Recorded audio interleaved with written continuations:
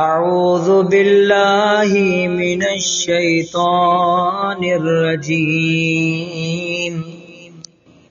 بسم اللہ الرحمن الرحیم اللہم ارزقنی فیہ رحمت الایتام وإطعام الطعام وإفشاء السلام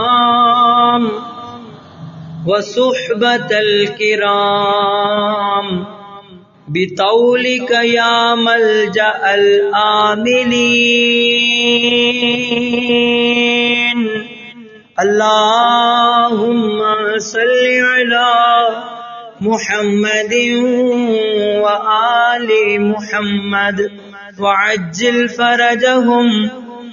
خدایا مجھے آج کے دن یتیموں پر مہربانی، لوگوں کو کھانا کھلانے، سلام کرنے اور نیک بندوں کی صحبت کی توفیق عطا فرما اپنی مہربانی سے۔ اے امیدواروں کی پناہ گاہ،